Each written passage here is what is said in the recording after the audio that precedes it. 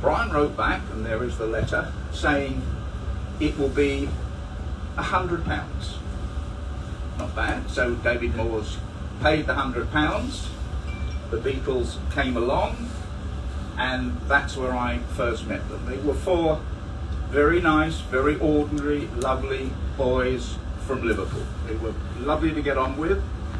The Beatles, for the Beatles. So we did the pictures, and at that time I met Brian Epstein, I met Tony Barrow, who was Brian Epstein's public relations officer.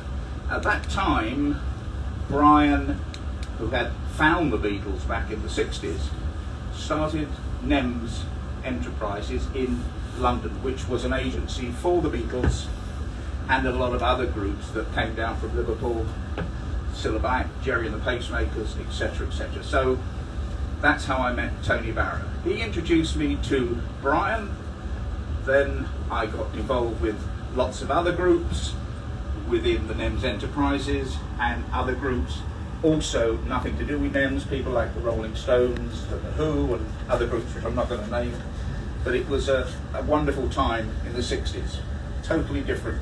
So if I may, David, yeah. Do you mind just telling us a little bit about what the world was like at that time, the culture, how different it is to today? Yeah, the 60s was an interesting time. It was a total explosion of everything.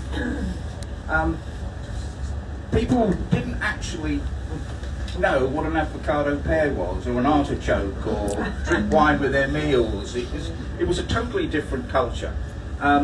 We of this generation, the 60 generation, were the first kids actually to have spendable income, that we could buy clothes, hence the rise of Carnaby Street and all the other places. Music, hence the rise of the record companies. Of course, ladies, the pill came into the scene, which totally changed the whole scene. And it was a revolution not only in music, in film, in television, everything changed. And the Beatles in Europe led the challenge, and of course you had all the American groups, the Byrds, etc., and those sort of groups who led the change throughout America and throughout the world. It was a total explosion of culture for everybody and everything. And then move on to next. Do you mind if we just briefly touch on this image behind us? Yeah, this is interesting. This is taken in '64, just a couple of months afterwards. This is the Beatles in Monmouth Street, where their office was, and this is in their fan club. And you can see some of the sacks of mail here that arrived. This is just a few sacks. They were just inundated with thousands, hundreds of thousands of letters from all over the world, and everybody wanted a signed photograph. In fact, of course, they couldn't sign their own photograph, so in the early days, Neil Aspinall, who was their manager, used to sign the Beatles' names, and a lot of people who have original Beatles signatures are not, they're actually Neil Aspinall. So what then happened was, they got a machine, one of these machines that will copy your signature, and then that's how they signed all those fan cut pictures. It was run by about 6 girls who handled all this. The interesting story about this is that every month or two, Brian would, I keep saying Brian, Tony Barrow would ask the journalist to come up and interview the Beatles. Everybody wanted to talk to the Beatles. So they'd go in a room, they'd all sit there, and while they were sitting there between interviews, and the journalist would ask such questions as, what's your favourite colour? If you had a girlfriend, what would she be like? And the Beatles would sit there and they'd make paper aeroplanes. And they'd squiggle and draw and do all sorts of things. Now, at the end of the day, Val Sumter, who was Tony Barrow's PA, would come in, pick up all these squibbles, throw them in a bin, and throw the aeroplanes in a bin. Anybody here would like a bin full of Beatles squiggles? Nobody knew. Nobody had any idea what that would be worth. Just to digress, when they played the Ed Sullivan show in New York, one of the stagehands asked them to sign a piece of wall, which they did. I think the bidding now is $1 million for this piece of wall with their 4 signatures on it. Nobody knew what was happening with regards to the fame that the Beatles had. So that really was my introduction to the Beatles and my introduction to Tony Barrow at NEMS. And then if we just go back ever so slightly to your early career as a photographer, before you got into meeting the Beatles and the like, if you don't mind telling us about the process, what sort of equipment you were using well, at the it was, time? you know, I call it wet photography, because it was rolls of film, 36 exposures, so you had to be careful how many pictures you took, because you didn't want to miss the crucial moment. These days, and I'll talk to James, my son-in-law is also a photographer, they have, how many pictures can you get on a?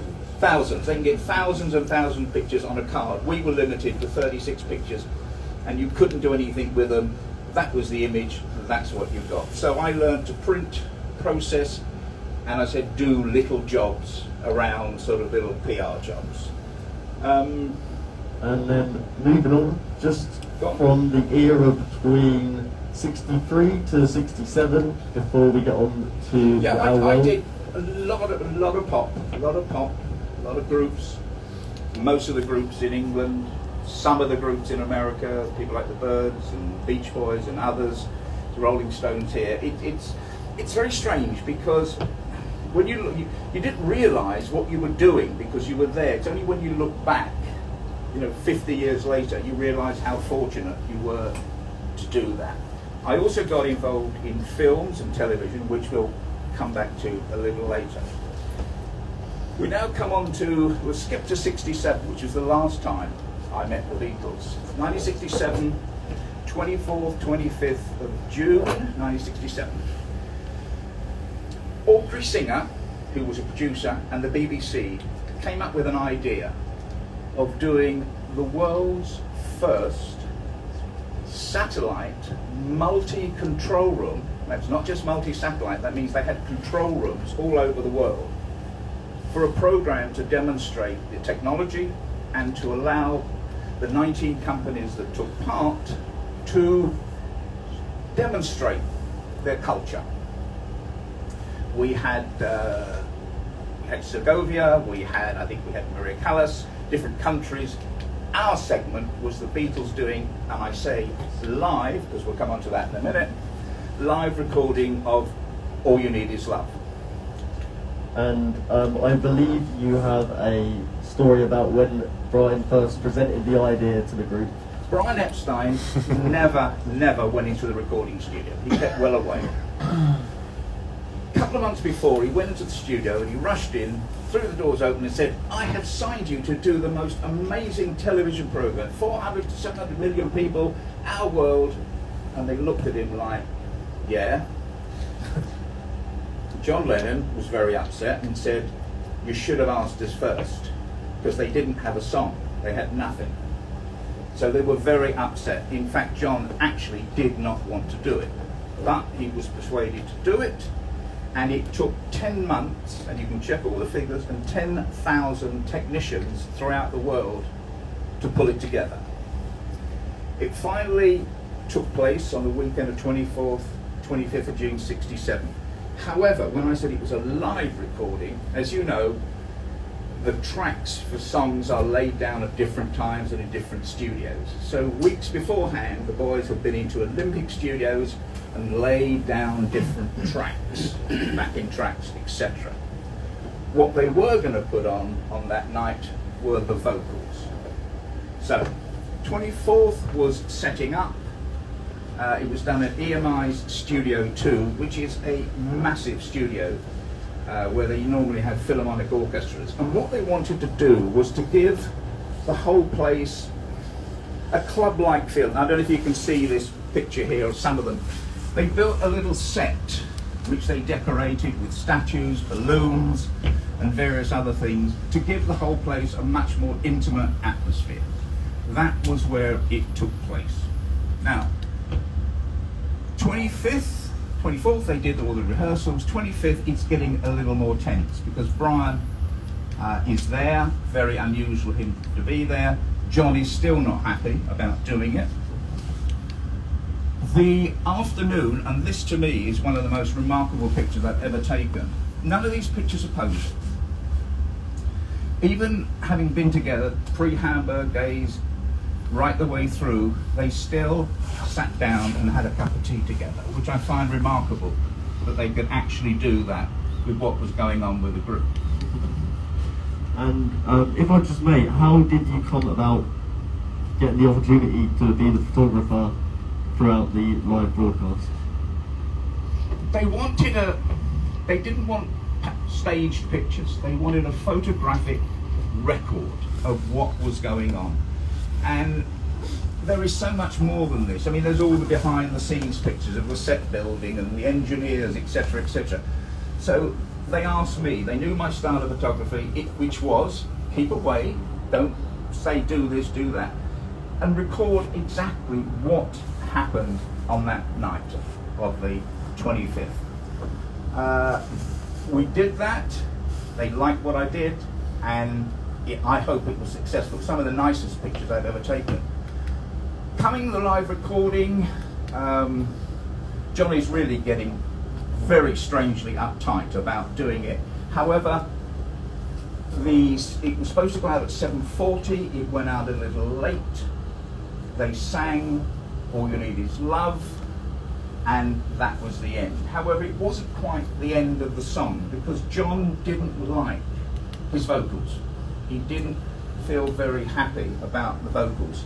So he re-recorded his vocals, and that's what you actually hear on the song All You Need Is Love. So technically speaking, although it was sold as the live recording, it wasn't. It was something that was done a little later. Once the studio had darkened, it was very strange. It was a momentous occasion because it was the Summer of Love. All You Need Is Love became the anthem for the Summer of Love. It was bright, colourful, sparkling. Everybody was in bright clothes, except the only thing was that the programme went out in black and white. When they did actually send it out for the Beatles anthology, they actually colorised it. And my pictures were used to see what colours everybody was wearing, because nobody had a record of what it was. So the colour pictures were the only record they had of what everybody was wearing.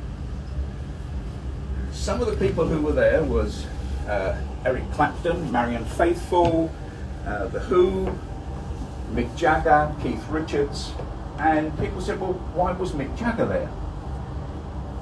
John and Mick had a history going back quite a while. They were collaborated, helped each other on songs, worked together, and became friends. And when I say friends, because Mick, the picture's called The Two Titans, because Mick was the titan of rock and roll, and John Lennon was the title of pop music, there was no great conflict between them. They both admired each other's work, so there was no angst about, oh, he's a Rolling Stone, he's a Beatles. So that's how they all came together.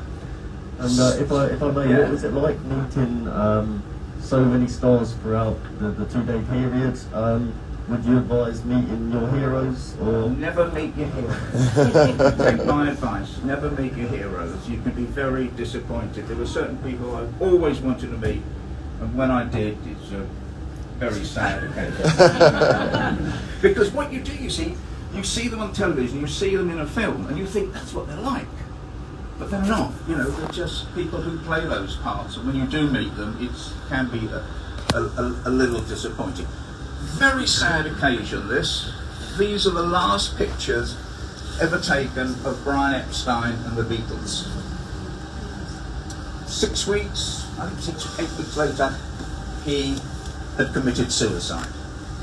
Great tragedy, lovely man. Brian was a lovely, gentle, sweet person. He originally, of course, came from Liverpool. His family had furniture shops.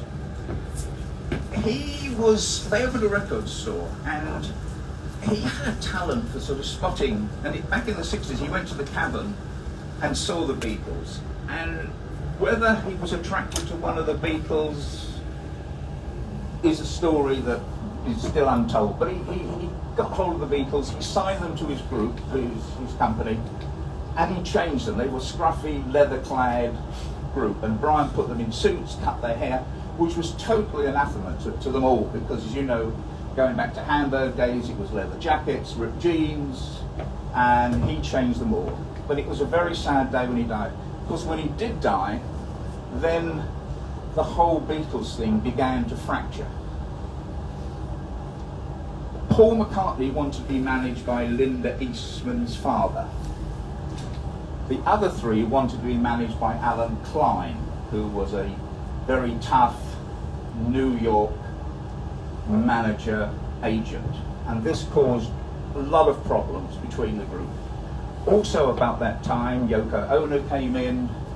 She started getting involved in the studios, and very slowly, after a number of years, it became to unravel, which I think is a great, great pity, looking back at that picture of the Beatles.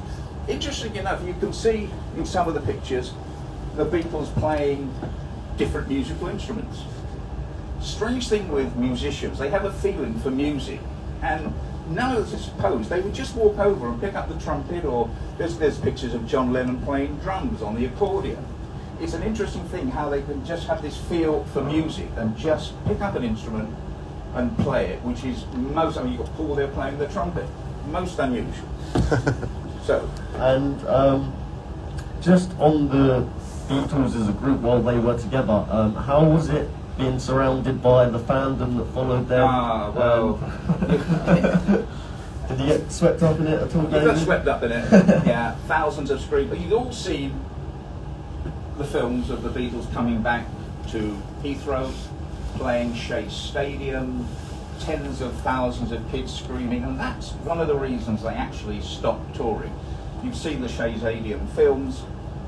Before they even come out, the stadium is erupting, everybody's screaming and shouting. Nobody was listening to the music. Tours are very expensive, very time consuming. So they decided, after that, no more tours, they went into the studio. What's Beatlemania? No, it's not the thousands of fans, it's not the screaming, it's not the shouting. I'll tell you a story. I was in Denmark with the Beatles. In the dressing room, please don't think I'm sounding blasé, because that's what it was. It's in the dressing room, we're chatting, talking. I go out the dressing room and I walk down a corridor. One of the girls who is in the theatre, working there, comes up to me. She puts her hand on my shoulder. She said, "I must touch you. You've been in the same room as the Beatles."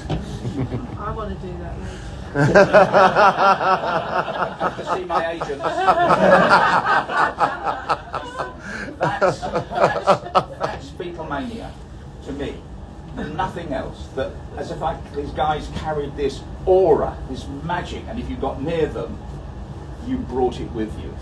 And that's what it was. It was a very strange. I mean, I've been smuggled out of hotels in laundry baskets and diverted. You know, the press was at the front; they would go out the back, or they'd go out in disguise. It was really, really a very strange time. That this whole '60s. Yeah, I can only imagine. And I think the Beatles have somewhat of a unique fanfare around them, and I guess it's indicative of their longevity and their legacy now. Yes. No other group in history has continued as much as the Beatles. My generation, my kids' generation, and my grandchildren. A number of years ago, when Sam, Ruby, my grandchildren who are here, were coming home from school, they came to us and they started singing Yellow Submarine. My grandchildren. And I said to Sam and Ruby, "Why are you singing Yellow Submarine?" And they said, "Our music teacher was talking about it during the music lessons." I was astounded that this could go on. But now you have to look at modern times. They found an old cassette 6 months ago. They re-recorded it, put extra tracks on it, and got a #1 hit. This is just unbelievable for a group, because don't forget in the 60s, I mean, even Jerry and the Pacemakers, who had never had a feat that the Beatles never did, they had 3 #1 hits out of the stocks. They folded in 1967, so that's only 4 years afterwards. But the Beatles and all the other groups, the Stones of course continued, but nowhere like the Beatles, to go on and on and on and on and on. We were out for supper with some American friends a number of months ago in London. It's about 11 o'clock at night, and they said, we'd love to see the Beatles crossing the St John's Wood Road. This is winter, a number of months ago. We drove from the West End to St John's Wood Road, and there are 20, 30 people at night time walking across the crossing, taking pictures with flash, and every month or two there's a white wall, and you must have seen it outside the studio. They have to paint the wall white because everybody signs their name on it and they paint it. That is how the Beatles are going on, and I can't see how it'll ever stop. I think it's the quality of the music, with the great songs that they wrote that will take them through forever, like the great classical composers. And obviously surrounded by all of these pop stars, what was your lifestyle like at the time? Lifestyle was crazy, hectic, mad, depending how much you wanted to get involved in it. I didn't. I saw too many people in my career die. You know, Brian Jones, who I knew very well from the early days. Met him at Ready Steady Go. I don't know if any of you remember Ready Steady Go. Lovely guy. Soon to die. Keith Moon, another one. You know, soon to die. Many others. And I realised that this was a very dangerous, difficult business. I could have been much more well known if I'd have networked and gone to the parties and done all the things, but I didn't. To me it was a job, it was time to do the job. When I started at 17, I had 3 friends, Michael, Philip and Dennis. Today I still have these 3 friends, Michael, Philip and Dennis. So you can survive if you keep your feet on the ground, don't take too many drugs, don't go to too many parties, but a lot of people got involved and a lot of people died. And I mean, Hendrix, I could name, you know, I went to look up the other day in Wikipedia how many pop stars died in the 60s. If you want to get shocked, just go and have a look. It goes on and on and on. Frightening business. And of course, these guys who were signed up to contracts, they were signed up to some very sharp, very bright people. And even the Beatles in their first contracts, Brian was not overly generous, and they had to renegotiate their contract 2 or 3 times with him to get a good return. The other thing Brian did was, and nobody knew about, merchandising. You know, you talk about football merchandising and pop merchandising now. Beatlemania pop merchandising was one of the greatest money spinners the world has ever seen. Brian never realised that. He sold the merchandising rights for the Beatles for 10%. That's 10% to him and 90% to the merchandisers. So you went and bought a tea towel for £1, the Beatles got 10pence and the merchandisers got 90pence. So that was another contract that actually got negotiated. So Brian was a lovely guy, probably not the most astute businessman, but he was the man who moulded the Beatles for this era. And when you speak about, you know, going there, doing your job and sort of getting out, not getting swept up in it all, what was it like being booked on to do the All You Need Is Love recording? Do you remember when you got asked to do it? Yeah, it was about 2 weeks before. Tony rang up and said, was I free on that weekend? I said, yeah. He said, the Beatles are doing this. I said, great. I had worked with them many times before. I was never a personal friend of the Beatles. I can't tell you what the inside of their houses looked like or any else. You know, it was a purely working relationship. It was just purely work. I got on with them, which was the most important thing. And I was asked to do this, and I did it as a job. But in 1997, the book publisher rang up and said, we want to do a book about that day. Do you know, I'd actually forgotten that I'd taken the pictures. Not because it wasn't a momentous occasion, but as a photographer, your only concern is, did the client like it? Did the advertising agency like it? Were they pleased with it? If they said yes, you typed the invoice, that was it. Now you were on to your next job, and you're basically only as good as your next job. And it's a very vicious business in that sort of way. So I did this, pictures were published, and that was it. I'd forgotten about it. Until 50 years. Yeah. When we brought the pictures out. It's the 50th anniversary of it. So, Wow. So do you remember any public reaction to the images being released at the time, or was there any noise around them? Or? The song just went straight to #1, and it was adopted to, as I said, The Summer of Love, Flower Power, etc., etc., All You Need Is Love. So it was a massive hit. I think it's still a great song. I think it still says a lot today of the world we live in and what's going on everywhere in the world. Unfortunately, you know, Lennon was not a lot of people got on with John Lennon. He didn't suffer fools. He was a very opinionated, interesting person, quick-witted, very bright, but didn't suffer fools. And he was far ahead of his time, calling for peace throughout the world. And we all poo-pooed it, you know, going to bed for a week with Ono and, you know, being to bed for peace. But he, in a way, he had a lot to say. So he was an interesting character. The others were interesting. Paul was the sort of PR man. Everybody loved Paul. He was, you know, good-looking, jokey, friendly, chatty. George was the serious musician. He was, of all the Beatles, he was the most serious, probably the best musician. Ringo was lucky. I don't know if you know, but certainly on Please Please Me, and probably, and if there are any record aficionados here, they're going to tell me, and probably the second or third Beatles hits, he never played the drums. George Martin is quoted as saying, he's crazy and he can't play.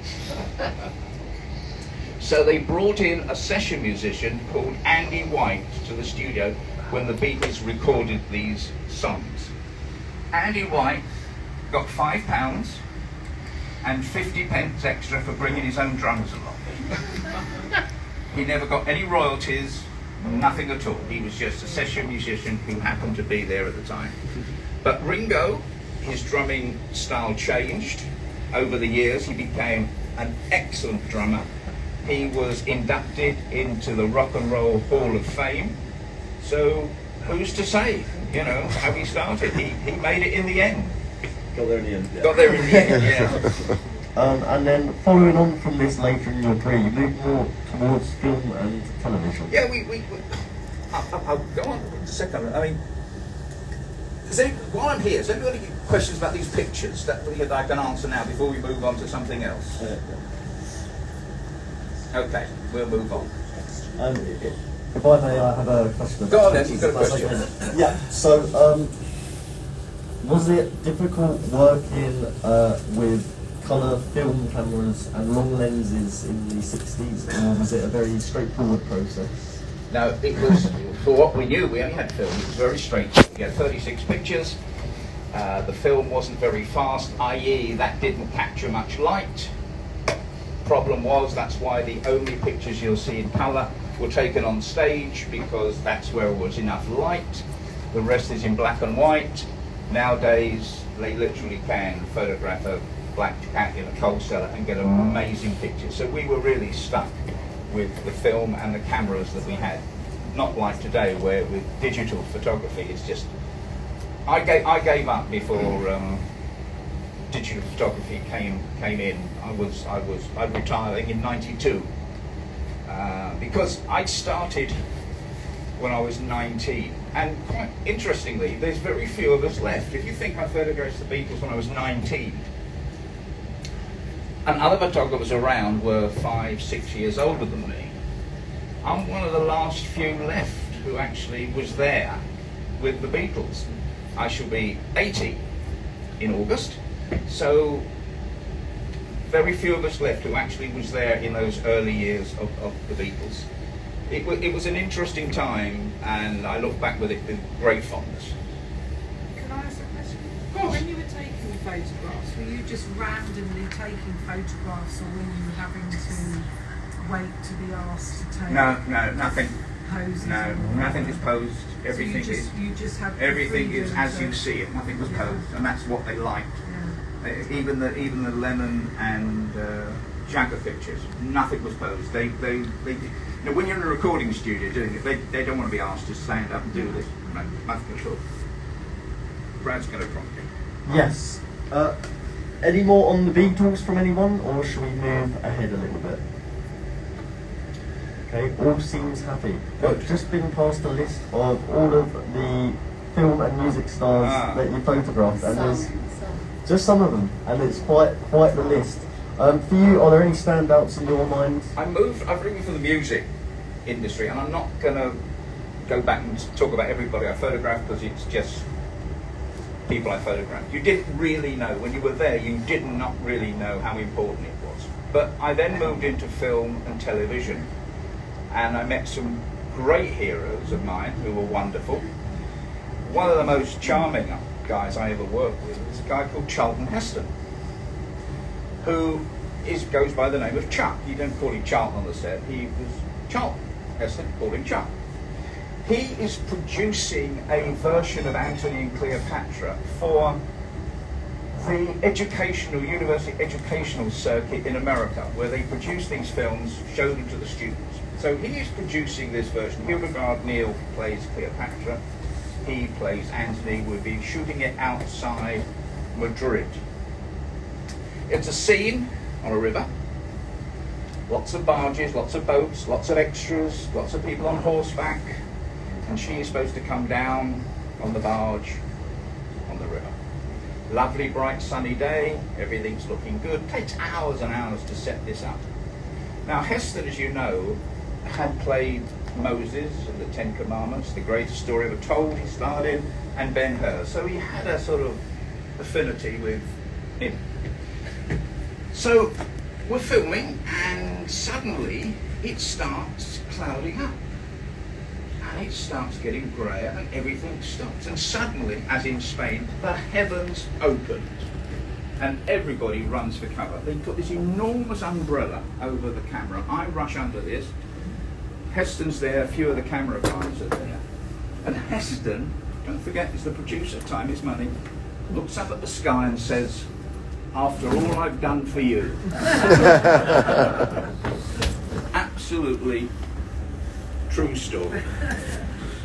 The other great guy I met, I mean, we talk about people, don't ask me who the worst unpleasant person is, because I'm not going to mention him at all.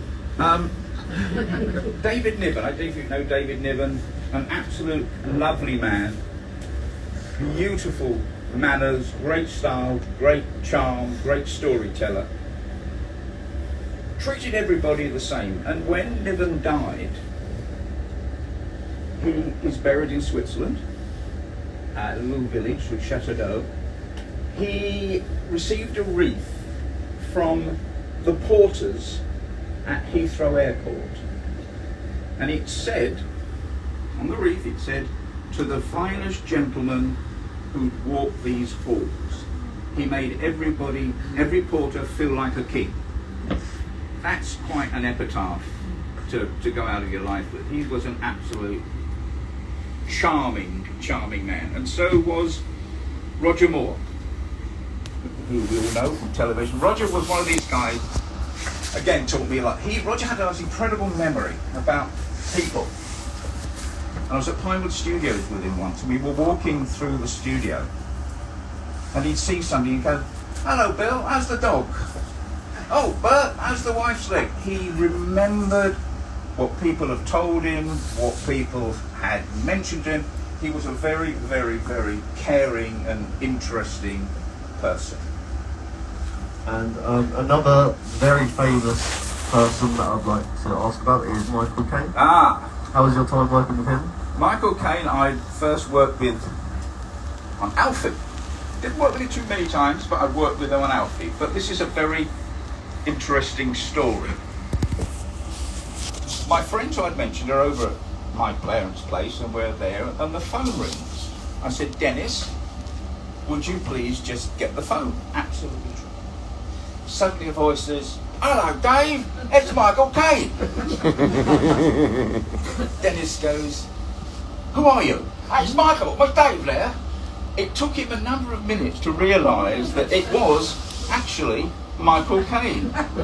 So that was Dennis's meeting with Michael Caine.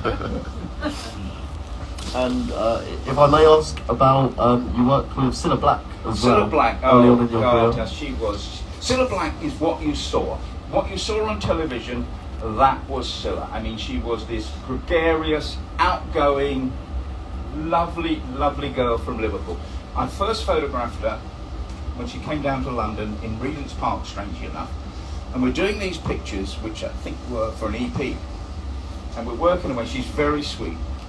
And she said to me, David, I said, yeah, she said, could you take some secret pictures, just for me, of my boyfriend? And sort of hiding behind a tree was Bobby Willis, you know, the first time I met him. And of course, they got married and had kids. But I went to their home a number of times to photograph them. And no matter what time of day you walked in the door, Bobby would be there. And he'd greet you with, hello, Dave, would you like a drop of wine? Champagne, that's all they drank all day long, from afternoon, evening, morning, no matter what time you went there, that was the same greeting. Would you like a drop of wine? Lovely, lovely couple. Absolutely lovely people. And just another group that I'd like to ask about, Jerry and the Pacemakers. Jerry and the Pacemakers, I went to America with them in 1964. It was part of the 65, part of the British invasion, and they were doing radio and television. And at that time, we were driving from the airport to the studios and the hotel, and there's a live link between the car and the radio station. And the radio announcer said, would you like to say anything to anybody, you know, say hello? And he said, yes, I'd like to say hello to Mother. There was dead silence from the radio station. Absolute dead silence. And then they went on to something else. And it was only when we got to the studios that they explained to Jerry that the phrase mother is short for Mother F.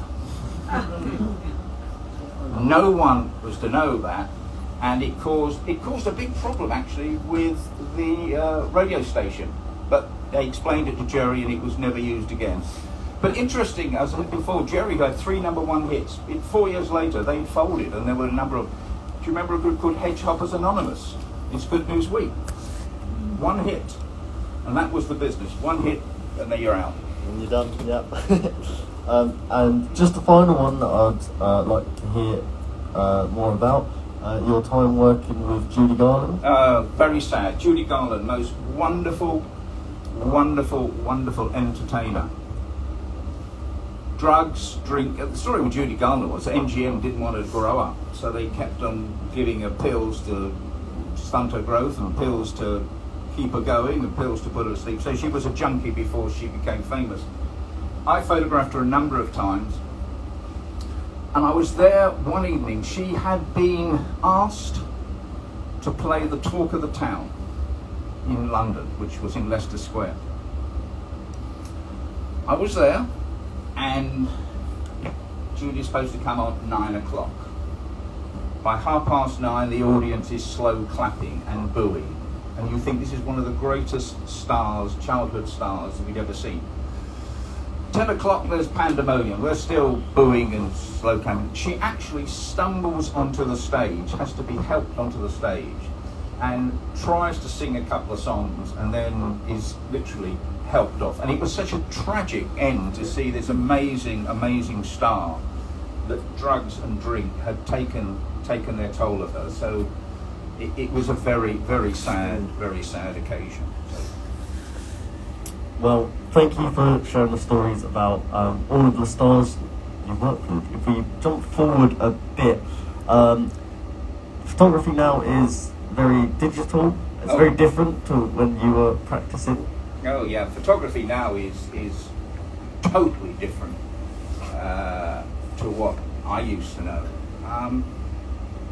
It's digital. First time I ever saw a demonstration of digital photography, Janice and I were 25, 30 years ago, went to Germany to photographingThe, a photographic exhibition. Kodak had a digital workstation. When I say it was half the size of this room, the computerization, and a little screen and a little keyboard, and you could watch them manipulate these images.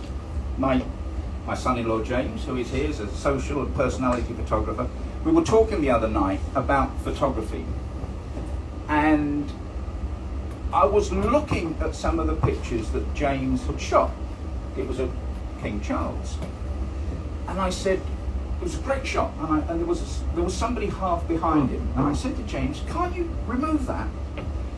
Can't touch it. And I said, well, why? He said, well, remember the cake pictures, that she'd manipulated these pictures and taken things out. James explained to me very simply, if you can take something out, you can put something in. So nowadays, any picture that is for the press has to be as you shot it. There was one photographer who worked for James's agent and my agent, who actually did a job, manipulated the images, and was fired, and his images throughout the world have been cancelled. He is not allowed, they don't trust him anymore, because when you send a picture to the agent or to the newspaper, it has to be as it was, not any way. If I took a picture of any of you, yeah, sure, I could do that and do what I like with it, said James. But if it's for the press, for publication, you can't touch it. You're not allowed to go anywhere near it. You can't trust images anymore, right? So. Well, the sad thing about all this, it's been going on for years, and I feel sorry for the ladies amongst us, because for so long you've been seeing everybody's a size 6, no one's got any wrinkles, everybody's got a great figure, everybody's hair is perfect, and it's so wrong. It's so wrong that the images are manipulated to make women sort of think they have to be this image. It's so wrong. And that's, speaking as a man, I think it's very wrong. Well said, well said. Just before I shoot some more questions at David, is there anyone in the audience that would like to ask David a question about anything we've discussed so far, or completely off topic? Yeah. Yeah, I'd just like to ask, nice to see you again. I'd just like to ask, what are your memories of the Montague Square shoot with Hendrix? Oh, with Hendrix. And the Rock and Roll Circus and stuff. Yeah. I can't remember too much about Rock and Roll Circus. Hendrix was a very strange character. I think I was supposed to photograph him at 10. I think they got him out of bed about 1:30. He turned up bleary-eyed. If you ever see the pictures, he really looks unshaven, spotty face. I mean, it really was a tragedy what happened to this man, again with drugs. He was very compliant. I think he was compliant because he was so far out of it, he didn't know what he was doing. But we shot the pictures. This was Montague Square. It's a famous picture of him standing with the Montague sign. Nice guy, but no conversation. And then, of course, again, another one who choked on his own vomit a little while later and died. There were so many of Hendrix. Did you ever photograph Janis Joplin? No, never photographed Janis Joplin. No. Joan Baez and people like that, Dylan, it all depends. No, never photographed Janis Joplin. But another one, of course. 27. Another one who died at 27, yeah. There was a thing, I think somebody did it. How many pop stars died at 27, didn't they? Yeah. And it was Amy Winehouse. Yeah, Amy Winehouse, yeah. There was a whole thing about how many pop stars died at 27. Yeah. There's a book on that, I believe. Is there? Very morbid, but yeah. Dreadful business. What do you think makes a good photo? People say, what do you think's a great picture?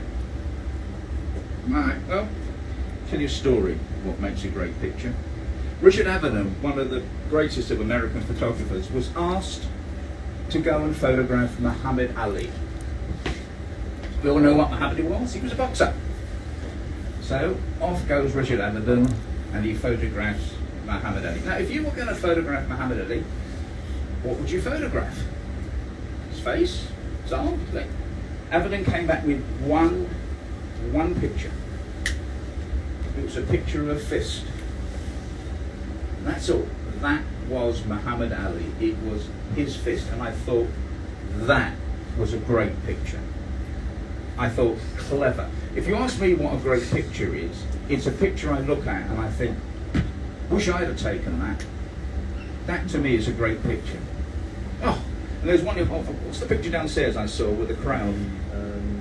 The Michael Brennan Led Zeppelin. There's a Michael Brennan Led Zeppelin picture downstairs, and I looked at it, first time I'd seen it, and I looked at it and I thought, wish I'd have taken that. And strangely enough, James has done some incredible pictures of scenic views, just for fun.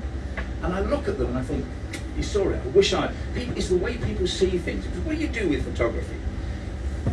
You've got a little camera, and what you do is you frame a little bit of the world. That's all you're doing. You're just framing a little bit of the world. And you've got to see what the world and what bit you're going to show. And that's the art of photography. It's not the cameras. It's not the cameras you've got. Many years ago, Polaroid gave some of the world's greatest photographers Polaroid cameras. They said, go and take pictures. It didn't matter if it was Polaroid, they still turned in the most amazing pictures. So the only way, how do you become a photographer? Take pictures. That's all. There's no book, there's no class, there's just, you just have to see it. You just have to see the picture.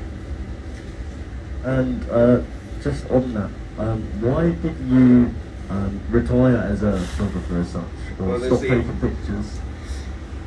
When I started, I was 19.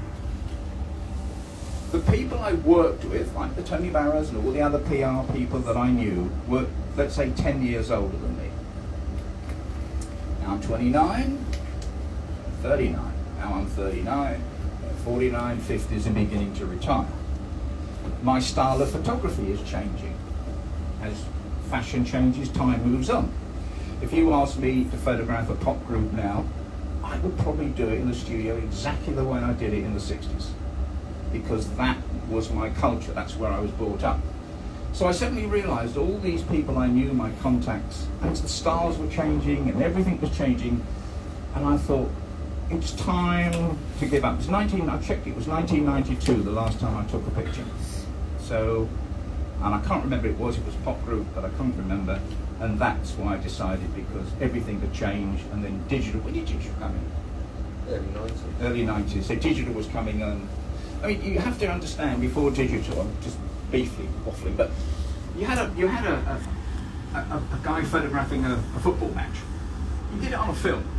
They'd have a motorbike ready to take his roll of film into the motorbike, back to Fleet Street. It would be processed, wet printed, and turned into a block. James was telling me the other day he did a King Charles. He actually sent the pictures to the agency from his camera. You can't get quicker than that. And that's what was the death of wet photography, the speed that you can actually get pictures throughout the world. I've got to see my agent next week, and we were chatting. And he said, I'm only down in London once a month. And this is the guy who runs the picture agency. I'm trying to get my head around this. And I said, where are you? He said, I'm up in Yorkshire.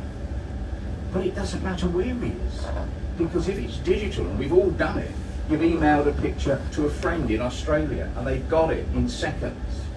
So digital is really the only way for photography. Although a lot of people are going back to film, but before you can use the film picture, you've got to digitalize it. So it's a strange world at the moment with photography, but digital is the way. My prompter. Yes. Anyone in the audience have any questions, or are we happy for me to just keep firing away? Excellent. Another one for Brad then. What can you say about Brian Epstein's character? Part of the significance of this body of work is the fact that he's in it, and it's some of the last images of Yeah, him. It's not a secret. He was a secret certainly in '67. Brian was gay. In those days, it was a criminal offence, can you believe, to be gay. Brian kept it well hidden, although everybody knew in the business about Brian's gayness.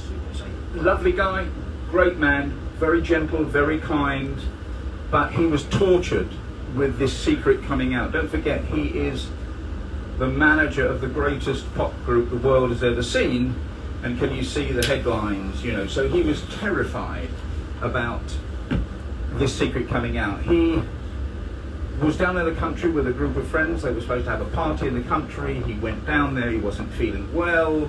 He came back to Chapel Street, his home.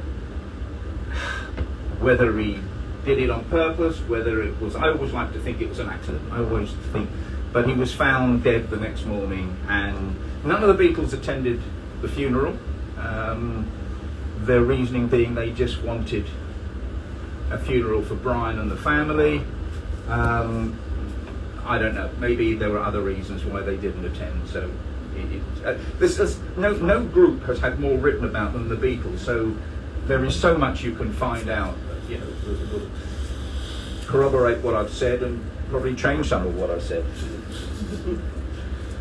And then when the, obviously following Brian's death, it led to the Beatles breaking up not too long after.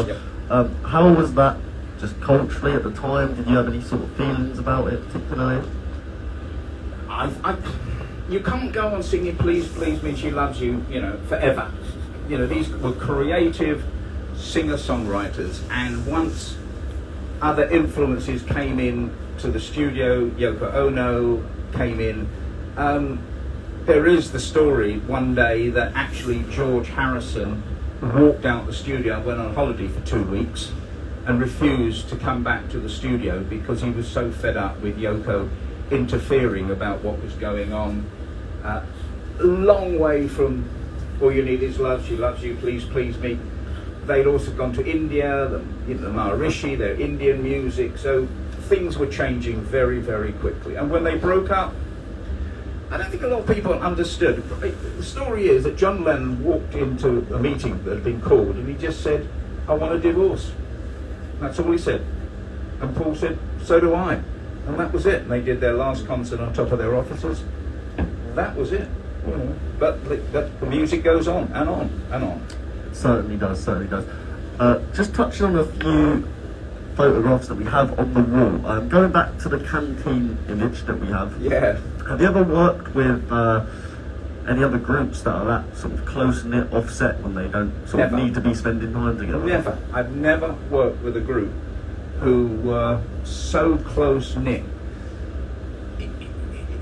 At the recording of this, it was almost, they were telepathic. It was almost they could read each other's minds of what was going on and what was going to be done. It was very interesting. There was this sort of sense between them all of how the music was going to go. Very interesting, but I've never worked with a group who has been so close together as the Beatles were. Don't forget, they were kids when they started. I mean, 3 of them went to grammar school. I don't think Ringo did. He came from he was with a group, I think it was Shane Fenton and the Fentoners. He came in to join the Beatles. But no, I've never met a group of guys who were that close together and stayed that close together until outside forces got involved. And then if we just move along left one image, sorry if you can't see it at the back, the picture of Nick and John together, the Beatles or the Rolling Stones? What's your flavour? Okay. Hands up who are Rolling Stone fans. Dennis put his hand up because I lent the book. Okay, hands up Beatle fans. You're either a Beatle or a Rolling Stones fan. It's very strange.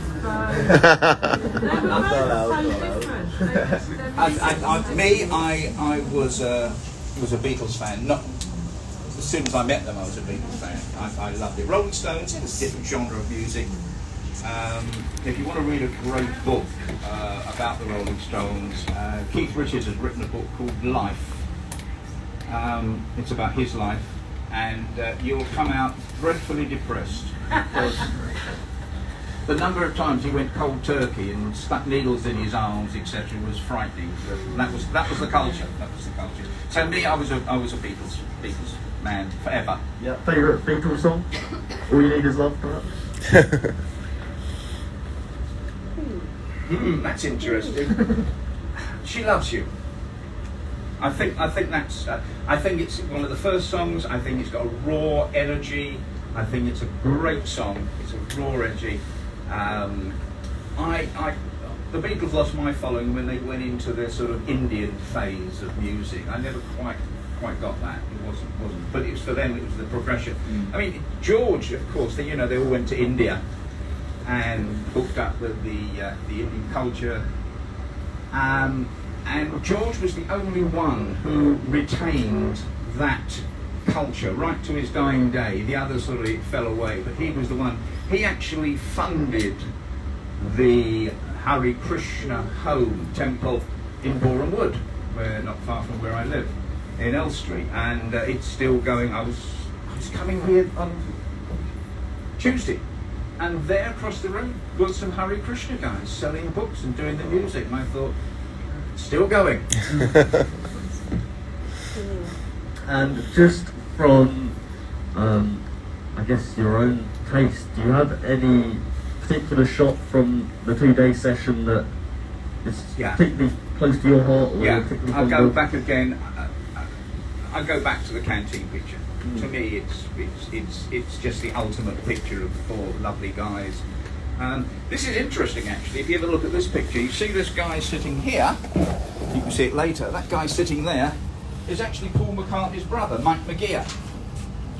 Mike McGear went on to do with Roger Goff a group called Scaffold. And Mike McGear, he's still working, but you can still hear Roger McGough on Radio 4 reading poetry. He has a most wonderful voice, but that's his brother. There's another guy here at the bottom there. He was called the Fool. Strange name, but he was the guy who designed all their costumes. Why he was called the Fool, I don't know. He was foreign, I can't remember where he came from, but that's what he got the nickname as.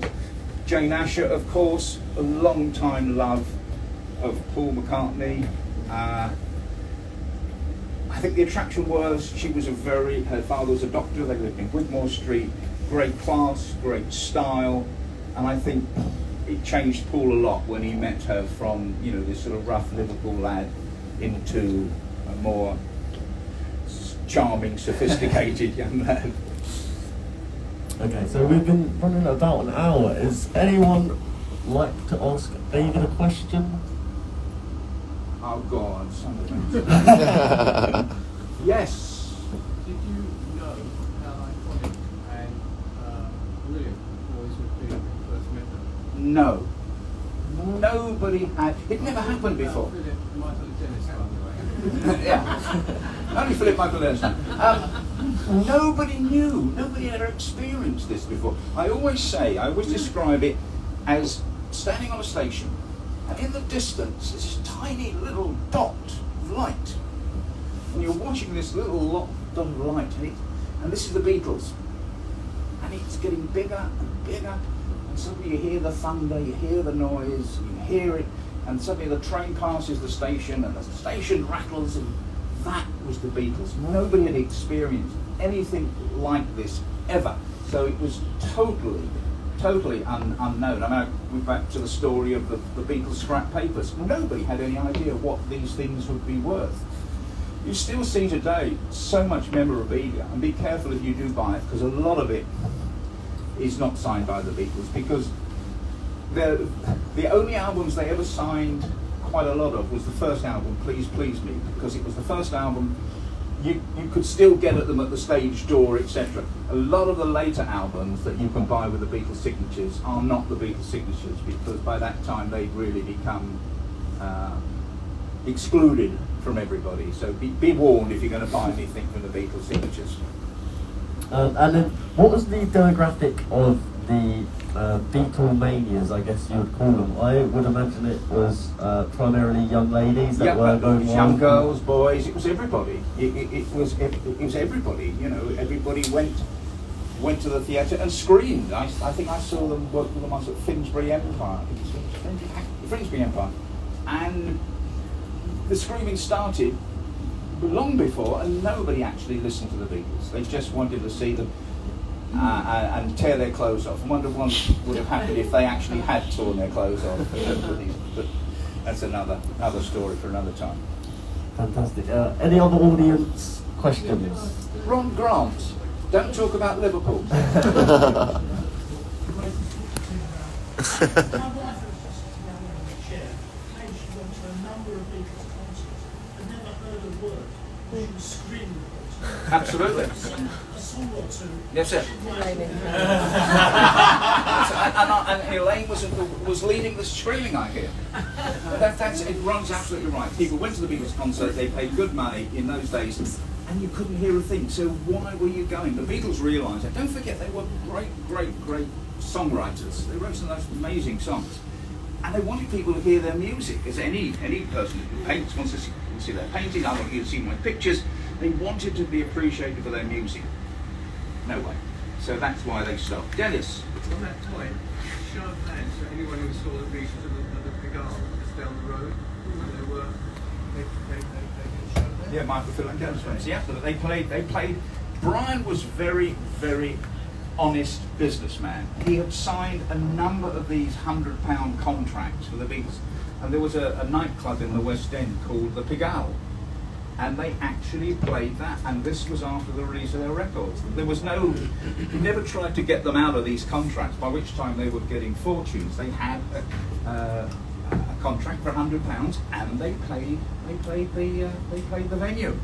They were, nice guys, nice Brian.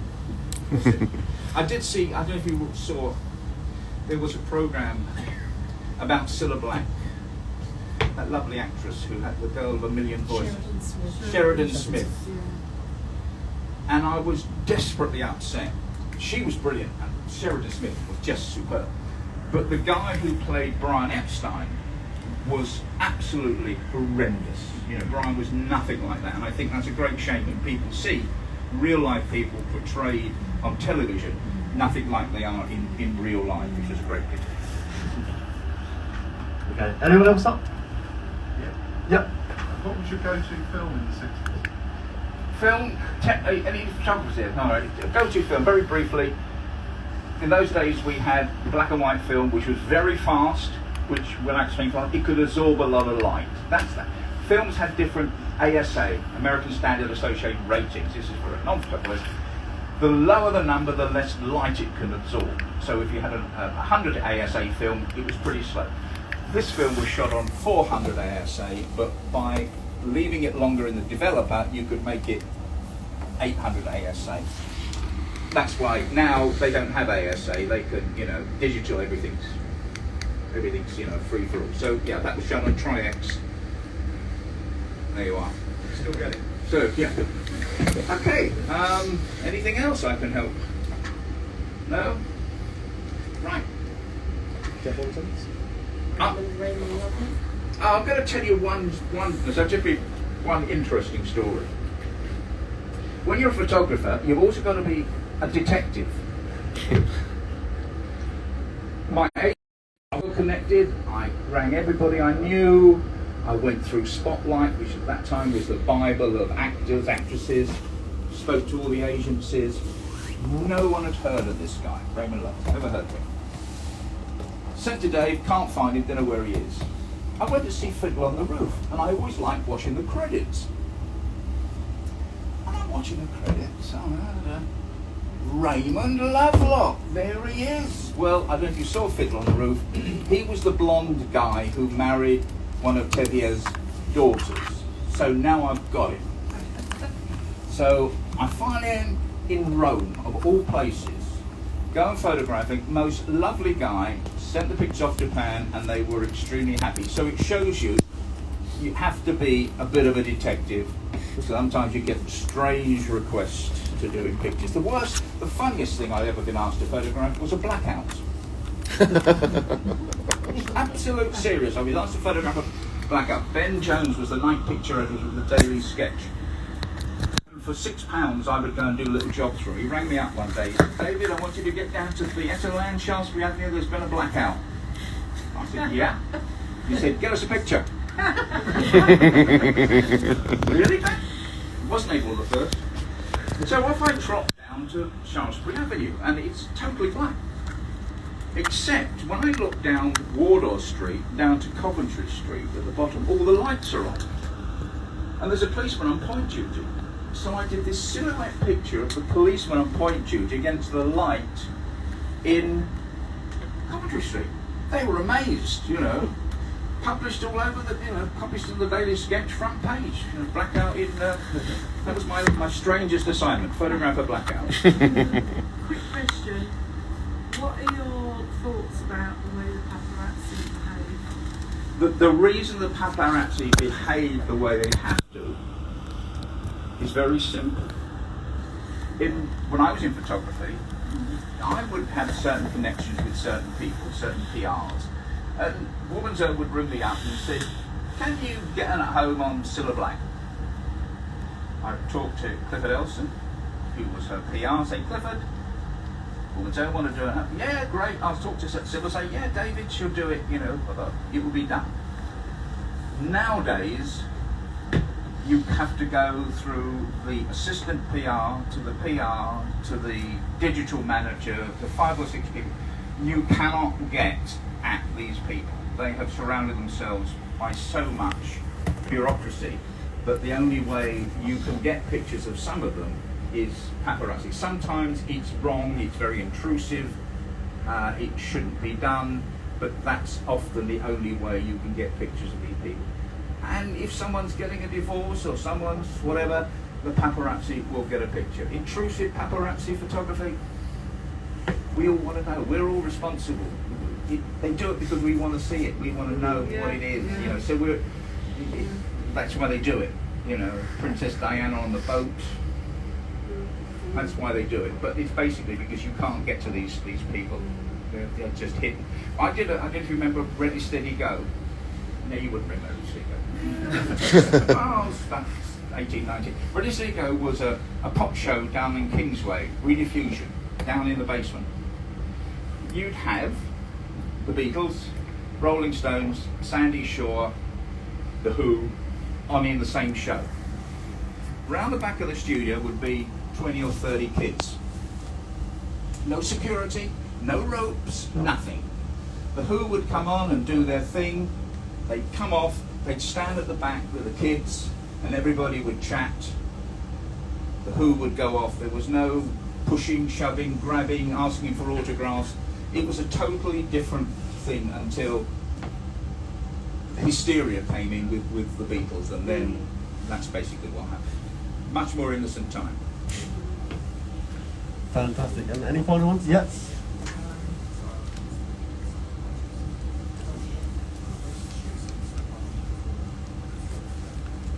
I'm going to say something if you don't mind. When you get to nearly 80, you get a bit deaf.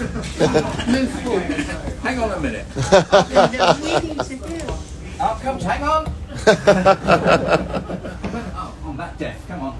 Sorry, sorry.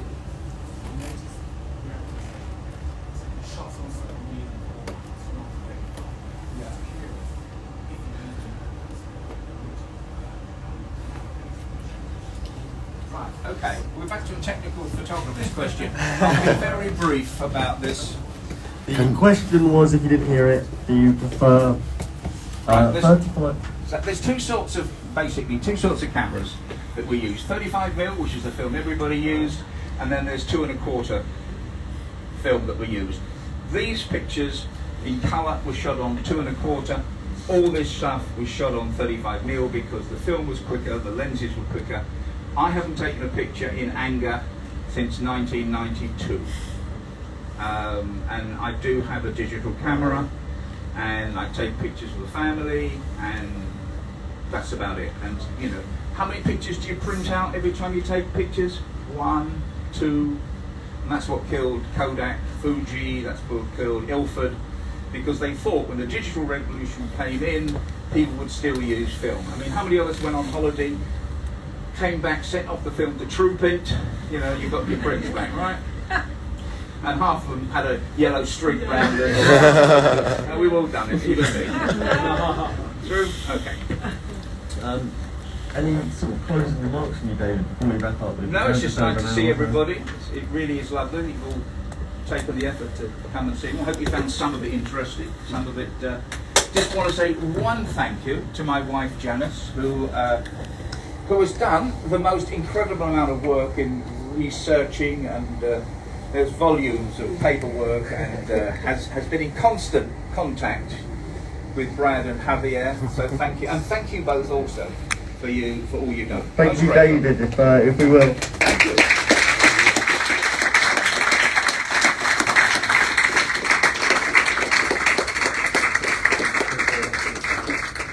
And David will probably be around for a bit. You're not going to run off too soon, so if you do have more questions, please do come and ask.